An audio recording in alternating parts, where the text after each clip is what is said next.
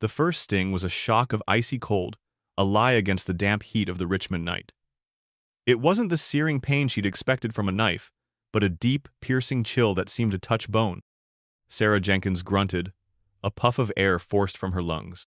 She saw the glint of steel retract and then plunge again, a vicious piston of motion, driven by a face she'd never forget, a mask of youthful arrogance and meth-hollowed cheeks. Another sting, this one in her side. A third, high on her shoulder, glanced off her collarbone with a sickening scrape. Her mind, the same one that could triage a multi-car pileup in a chaotic ER, was a maelstrom of white noise and primal disbelief. This isn't happening. Rain slicked the grimy asphalt of the alley, mixing with the coppery scent that was suddenly everywhere. She saw Marcus Thornmack bellowing, a wounded bear trying to rise, his arm already dark with a long, weeping slash. The young men, there were 3 of them, moved around him like hyenas, their laughter sharp and brittle. They had wanted his bag, now they wanted silence. The knife came again, and again, she lost count. Her legs gave way, her body suddenly a dead weight she could no longer command. She fell to one knee, her scrubs, already damp from the rain, now soaking with a terrifying warmth. Her gaze found Max. In his eyes, she saw not the vacant look of a street victim, but the focused fury of a soldier watching a comrade fall. The leader, Leo, stood over her, the knife dripping. His eyes were wide with a sudden panic, the thrill of the assault curdling into the fear of consequence. Sirens, distant at first, now screamed closer, their wail clawing its way through the narrow brick canyon of the alley. "Let's go!" one of them yelled. They scattered like roaches in the light, vanishing into the labyrinth of the city night. Sarah pitched forward, her cheeks scraping against the wet, gritty pavement. Her world narrowed to the sound of her own ragged breathing and the frantic, desperate pressure of Mac's hands on her back, trying to plug holes that her own medical mind knew were catastrophically deep.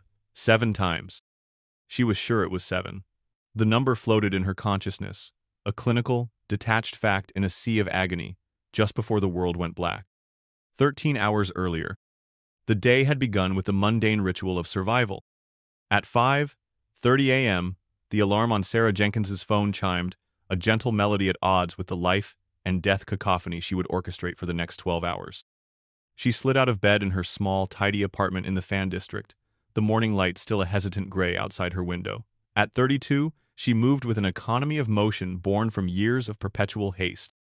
Coffee maker on, scrubs laid out, a quick glance at the photo on her nightstand. It was of her father, 20 years younger, standing proud in his army fatigues, his arm around a teenage Sarah. He'd died of a heart attack 2 years after that photo was taken, a silent casualty of a war he'd fought decades earlier. His pension was a pittance. The VA, she'd learned then, was a labyrinth of paperwork and waiting lists. It was his memory that had pushed her from a comfortable pre-law track into the brutal, compassionate world of nursing. Dressed and halfway through a lukewarm coffee, she grabbed her keys and a small paper bag from the counter. Her drive to St. Jude's Hospital was a familiar map of sleeping streets. Her route, however, included a deliberate, 1-block detour. She pulled over near a recessed alcove behind a defunct laundromat, its windows clouded with years of grime. This was the domain of Marcus Mac Thorne. Mac was a fixture, as much a part of the urban landscape as the cracked sidewalks and peeling murals. But Sarah saw more. She saw the way he kept his small camp meticulously organized, his threadbare blanket folded with military precision. She saw the proud set of his jaw and the quiet watchfulness in his eyes.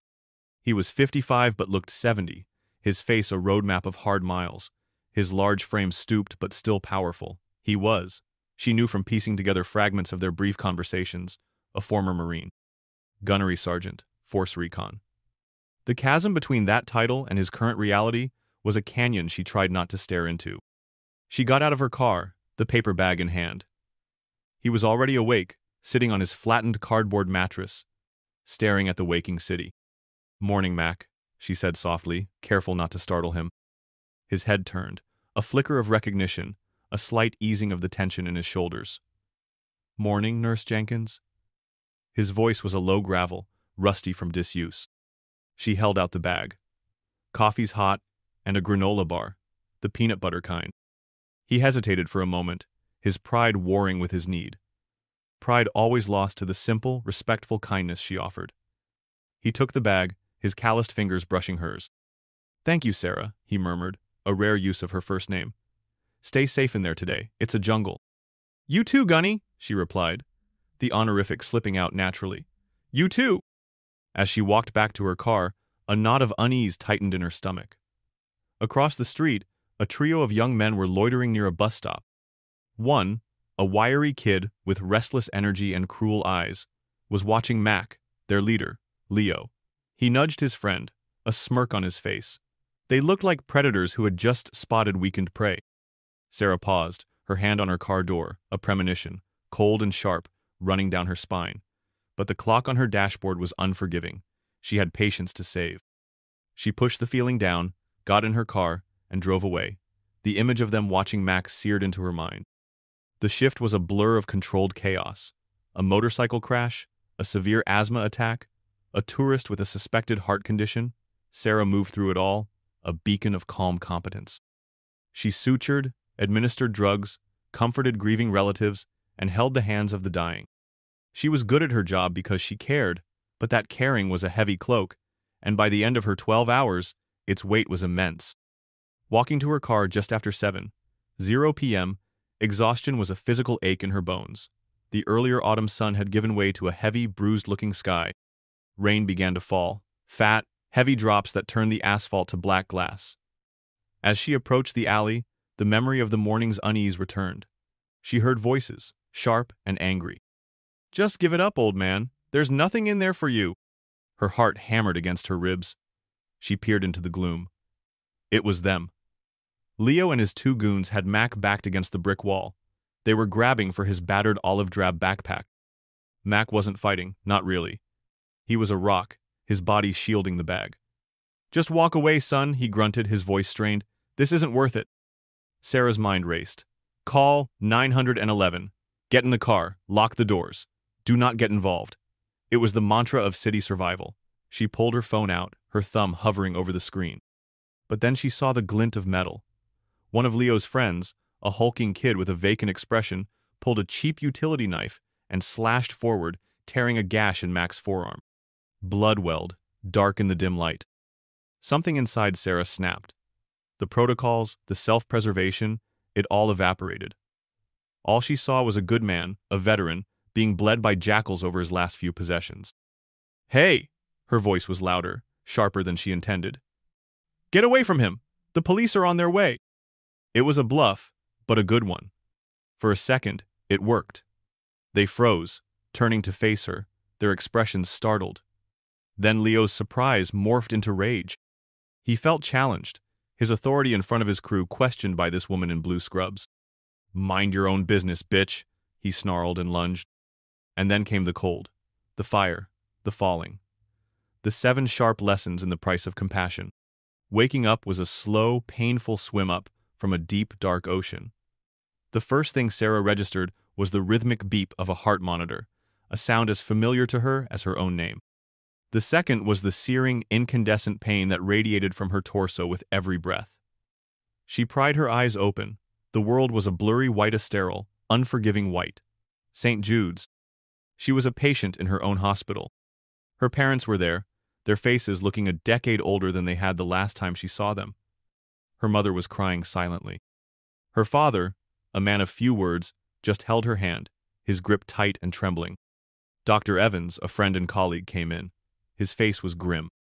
"Sarah, you're lucky. 7 stab wounds. 1 punctured your right lung, just missed the subclavian artery. You lost a lot of blood. We had to remove your spleen, but you're going to make it." The words were clinical, factual, but they landed like body blows. Removed my spleen. Her mind, the nurse's mind, cataloged the long-term implications. A lifetime of being immunocompromised. Her life was irrevocably changed. But her first coherent words were not about herself. "Mac," she rasped, her throat raw from the intubation tube. "The man in the alley. Marcus, is he okay?" Her father nodded. "They brought him in. A nasty cut on his arm, some bruises. He refused to leave the waiting room until he knew you were out of surgery. They're keeping him for observation." Relief, profound and dizzying, washed over her. It was worth it. The relief was short-lived. It was shattered by the arrival of Officer Miller.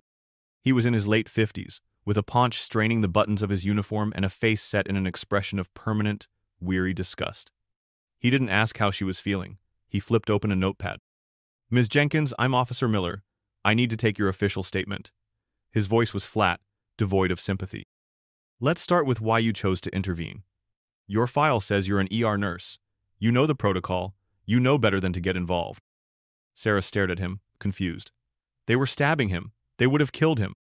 Miller sighed, a put-upon sound. "He's a known transient, Ms. Jenkins. We've had a dozen calls on him. Public intoxication, loitering. For all we know, this was a drug deal gone bad. You inserted yourself into a high-risk situation involving volatile individuals." He made a note.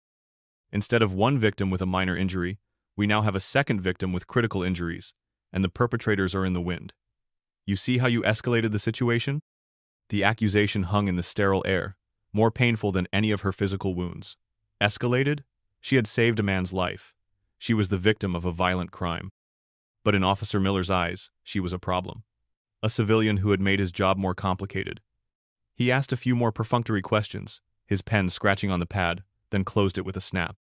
"We'll be in touch." He left without another word. Sarah lay in the bed, the rhythmic beeping of the monitor now sounding like a mocking clock, counting down her value in a system she no longer understood. The rage began then, a slow, hot ember in the pit of her stomach. The next day, the ember was doused with gasoline. His name was Mr. Davenport, and he was the hospital's vice president of risk management. He arrived in a cloud of expensive cologne, dressed in a perfectly tailored charcoal suit that probably cost more than her rent. He smiled a wide, toothy, utterly insincere smile. "Sarah, what a terrible ordeal. The entire St. Jude's family is thinking of you. We're just so relieved you're on the mend." He set a sleek leather briefcase on the table next to her bed. "Thank you, Mr. Davenport," she said, wary. "Now, Sarah," he began, his tone shifting from faux concern to brisk business. "We have to discuss the optics of this situation.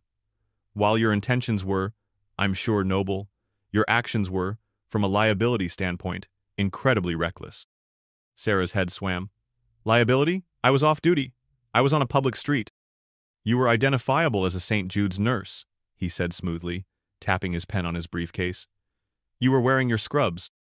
Our brand is now associated with a violent street altercation involving a homeless individual. It opens us up to all sorts of potential legal exposure. What if the attackers claim you assaulted them first? What if the homeless man decides to sue, claiming your intervention led to his injury?" The absurdity of it was breathtaking. "He wouldn't. I saved his life."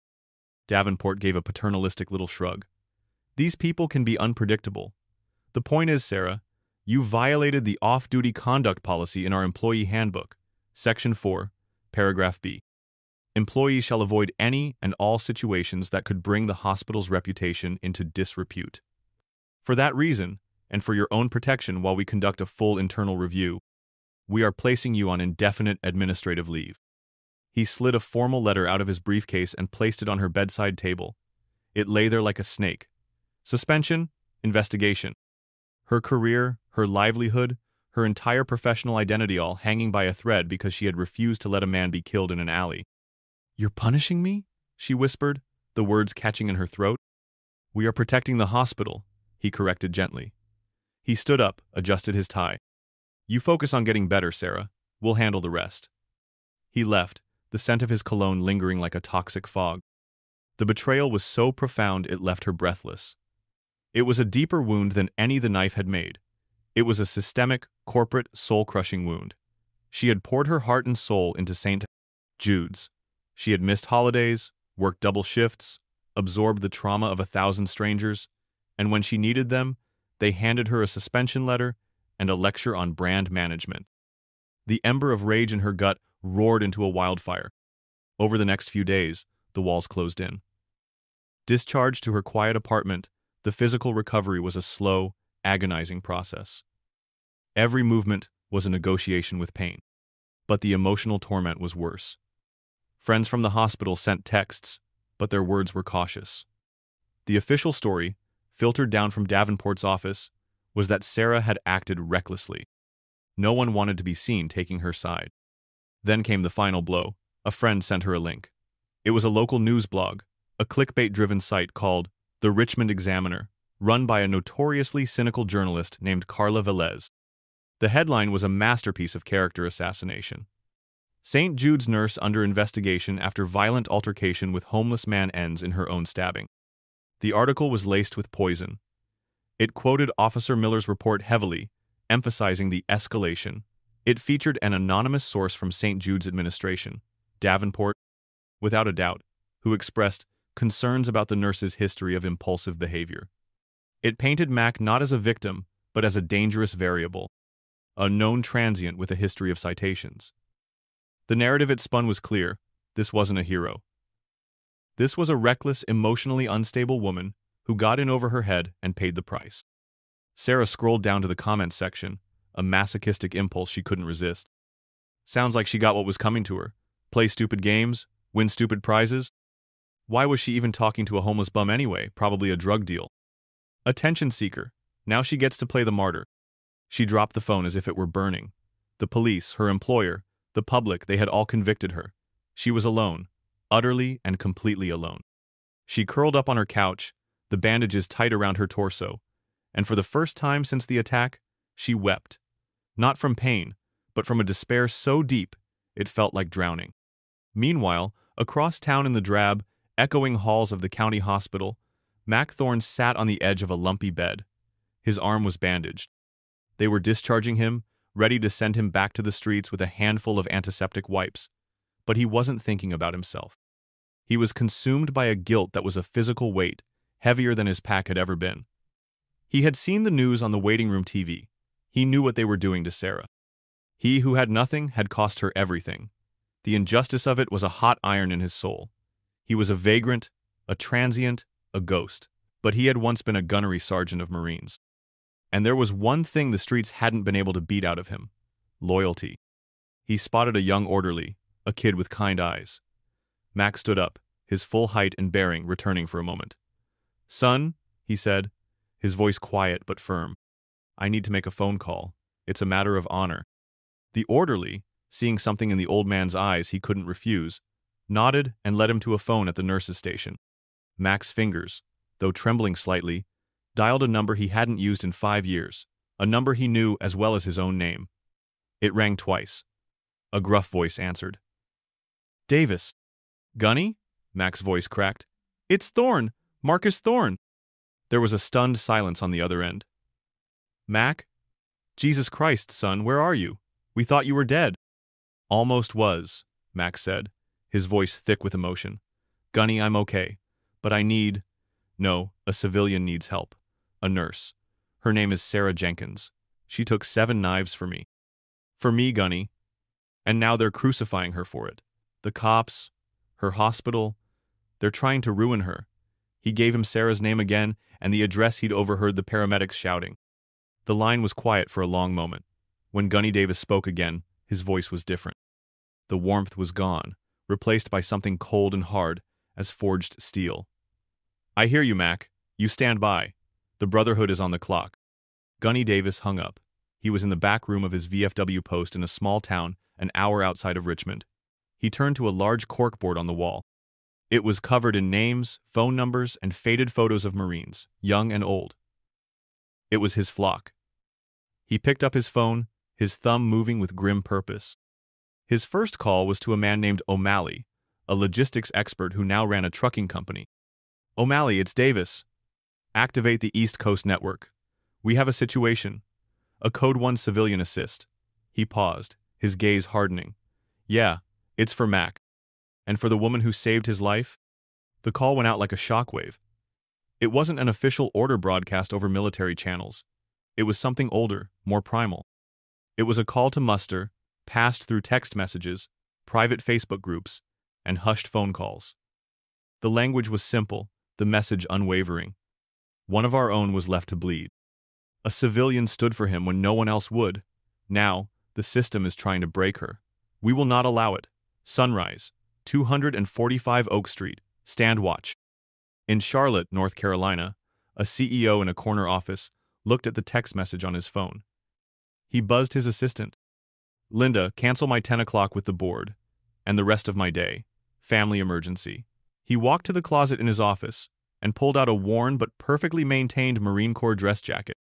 On a construction site outside Norfolk, Virginia, a foreman named Riggs read the same message on a private group chat. He looked up at his crew, half of whom were veterans. "All right, you heard the man," he yelled over the sound of a generator. "Pack it up, we're taking a road trip, the pay is an honor." There were no complaints. Tools were downed, hard hats set aside. At Virginia Tech, a 22-year-old engineering student, a Marine reservist, saw the post. He stood up in the middle of a fluid dynamics lecture, startling the professor. He walked out without a word, his face a mask of grim determination. The network was a living thing, a dormant nervous system suddenly flooded with purpose. It was truck drivers and lawyers, mechanics and teachers, retirees and college kids. They were separated by age, geography, and politics, but united by a single, indelible experience. They had all, at one point, stood on a pair of yellow footprints and been remade. They were all bound by Semper Fidelis, always faithful, not just a motto, but a blood oath, and the debt was now owed to a civilian nurse in Richmond. That night, as dozens of men and women quietly started their journeys, Sarah Jenkins was living through her darkest hour. A registered letter had arrived that afternoon. It was a formal summons to a disciplinary hearing with the hospital board. It was scheduled for 2 days' time. A show trial, a formality before they fired her. Her parents sat with her in her dimly lit living room, their faces etched with worry. They were good people who believed in the system, in playing by the rules. "Honey, just apologize," her mother pleaded, her voice gentle. "Tell them you were emotional, that you made a mistake. Just give them what they want, so you can get your job and your life back." "My life?" Sarah's voice was hollow. She looked at her hands, the hands that had set bones and stopped bleeding. "What principle am I even fighting for, Mom? The principle that you shouldn't let someone be stabbed to death in front of you? Maybe they're right. Maybe Miller and Davenport and that blogger? Maybe they're right. Maybe I was just stupid."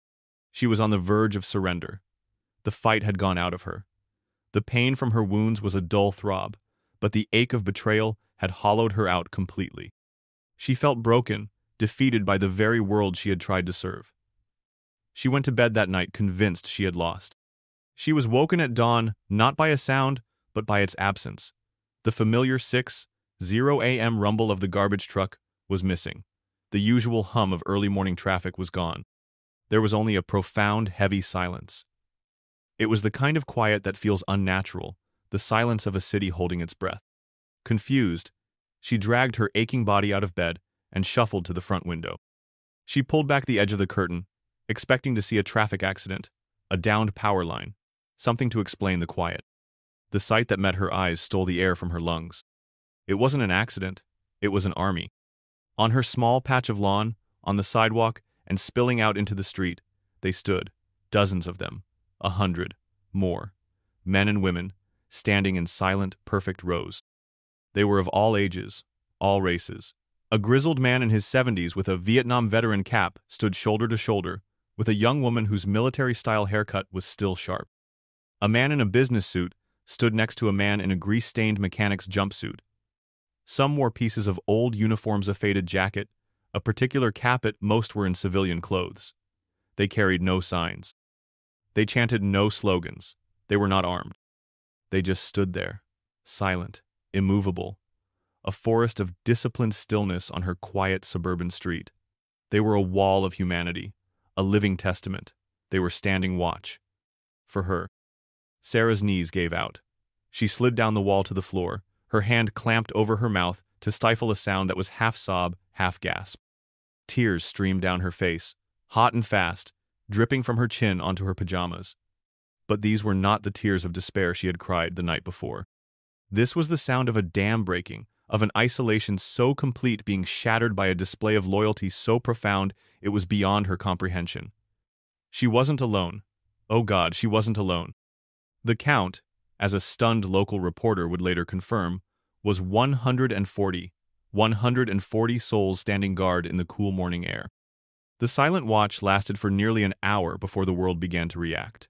The first crack in the silence came from a young Marine with a phone. He was live streaming, his voice low and respectful, a stark contrast to the visual power of the scene behind him. "For those of you just joining, we're on Oak Street in Richmond," he said calmly into his phone's camera. No, this isn't a protest. This isn't a demonstration. We're not here to cause trouble. We are here to stand a quiet watch for a hero named Sarah Jenkins. She's an ER nurse who was stabbed 7 times last week while protecting one of our own, a homeless Marine veteran, from a group of thugs. The system she dedicates her life to the hospital. The police, they decided to punish her for it. They called her reckless. They suspended her. They tried to ruin her reputation. So we're here to make sure everyone understands what real honor looks like. We will stand here until she is treated with the dignity and respect she earned with her own blood. The stream exploded. Within minutes, it had thousands of viewers. Then tens of thousands. The hashtag #StandForSarah started trending. The first local news van arrived, then another. Soon, the end of the street was a chaotic scrum of cameras and microphones, held back by the sheer, unblinking discipline of the silent formation. Carla Velez, the blogger from the Richmond Examiner, arrived, smelling a story. She pushed her way to the front, microphone in hand, her face alight with cynical opportunism. She was intercepted not by a wall of muscle, but by a single, older man who stepped forward from the ranks. It was Gunny Davis. "Ms. Velez," he said, his voice calm, but carrying an authority that made her stop in her tracks. "I believe you're the one who wrote that a decorated nurse had a history of impulsive behavior?" "I was quoting a source," she began, flustered. "An anonymous source," Gunny countered, his eyes like chips of granite. "Well, I'm not anonymous. My name is Gunnery Sergeant Frank Davis, retired, and I'm here with 139 other sources." The man she saved was Gunnery Sergeant Marcus Thorne, a hero who served this country for 20 years. He is not a vagrant. He is a brother. And Ms. Paston, Jenkins didn't escalate a situation. She saved his life. You printed lies. Now you have a chance to print the truth. The question is, are you a journalist or just a gossip? Carla Velez stood there, her mouth opening and closing, utterly defeated on live television as dozens of phone cameras recorded her humiliation. The shockwaves were hitting elsewhere. In his corner office, Mr. Davenport watched the live feed on his computer, his face pale. His phone began to ring, a frantic, incessant shriek. It was the hospital CEO. Then the chairman of the board. The carefully constructed corporate narrative had been obliterated by a silent army on a front lawn. The hospital's brand wasn't just being associated with a street fight. It was now the villain in a national story of heroism and betrayal. At police headquarters, Chief Blevins was watching the same feed, his face thunderous. "Miller!" he roared into his intercom. "My office, now!" Officer Miller scurried in, his usual cynical swagger gone, replaced by a look of pure dread. "What the hell did you put in that report, Miller?" Blevins yelled, gesturing at the screen. "The entire world is watching, and you made this department look like a bunch of heartless bureaucrats who blame the victim? You fix this, or you'll be directing traffic in a mall parking lot for the rest of your career." Back on Oak Street, the crowd of veterans parted. Gunny Davis, flanked by 2 younger Marines, was escorting a man to Sarah's front door. It was Mac. He was cleaned up, wearing a borrowed but clean-collared shirt and slacks. The stoop was gone. He stood tall, the gunnery sergeant visible once more. Sarah, having thrown on a robe, opened her front door. She saw him, and her breath caught. He walked up the steps, his eyes filled with a universe of gratitude he could never put into words. "Sarah," he said, his voice thick. He took her hand gently. He looked out at the silent ranks of men and women standing at attention. "They are here for you," he said simply. "We are here for you." Just then, a black town car screeched to a halt at the curb. Mr. Davenport practically fell out of it. His suit rumpled, his face slick with sweat. He rushed towards Sarah, a look of sheer panic in his eyes, a news camera tracking his every move. "Sarah, Miss Jenkins," he stammered, loud enough for the cameras to hear. "There has been a terrible misunderstanding. The board has reviewed your case. The investigation is terminated. Your administrative leave is, of course, fully paid. In fact, we are awarding you the St. Jude's Medal of Valor for your extraordinary bravery and compassion. The hospital will be covering all of your medical expenses, present and future, and a significant bonus is being wired to your account as we speak." It was a craven, desperate public capitulation. Sarah just stared at him, then looked at Mac, and then at the sea of faces standing guard. For the first time in a week, she smiled. A real, genuine smile. A week later, the story had become a national movement. The GoFundMe started by the Marines had swelled to nearly $500,000. Officer Miller was on indefinite desk duty, pending an internal affairs investigation that everyone knew was a prelude to his forced retirement. Carla Velez had penned a lengthy, fawning article about Sarah's heroism, a pathetic attempt to salvage her own credibility. The setting for the final act of the drama was not a hospital or a police station, but the wood-paneled main hall of Gunny Davis's VFW post. It was packed with veterans, reporters, and community members. At a podium stood Sarah, with Mac on one side and Gunny on the other. She was still bruised, still moving stiffly, but a new light burned in her eyes. It was not the weary light of a burnt-out nurse, but the bright, clear fire of a leader with a new mission.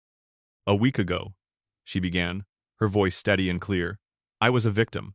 I was stabbed 7 times, and then I was stabbed again by the very systems I trusted. I was made to feel worthless and alone. I was wrong. I was never alone."